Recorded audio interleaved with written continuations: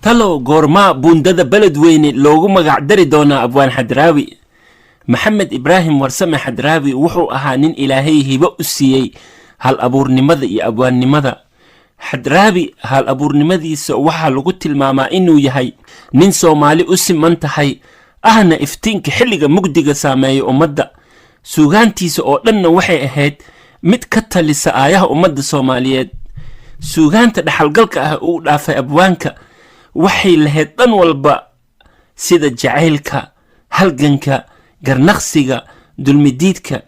laakiinse waxaa abwaan xadraawi aad loogu xusuustaa ama uu ku soo caanbaxayba heestii beledweyn ee uu ku cabirayay gabadha quruxda badneed uu ku arkay buundada liiqliiqato beledweyn iyo quruxda magaalada beledweyn oo markaa ay riwaayad ka dhigayeen.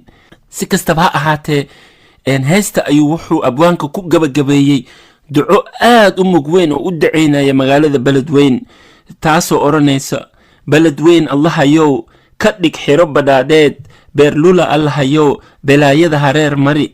beledweyn allahayow ka dhig guri barwaaqeed, beerlula allahayow baryo sama ku noolee. beledweyn allahayow ka dhig beerta raaxada, beerlula allahayow ka bari waxyeelada. si kastaba ha ahaatee geerida abwaan xadraawi jannada allaha ka waraabshee ayaa bulshada Soomaaliyeed dal iyo dibadba waxay soo dhaweeyeen fakarka ah in buundada inta la cusboonaysiiyo looguna magac daro abwaan xadraawi. waxaan rajaynaynaa inuu arrinka dhaqan galo hadduu eebbe idmo. runtii maantana xaaladda beledweyn waxaad moodaa in ducadii abwaanka uu alla u aqbalay, inkastoo duruufo badani uu deegaankaas soo food saaray. maanta sayida diilo ayaa beledweyne u muuqda.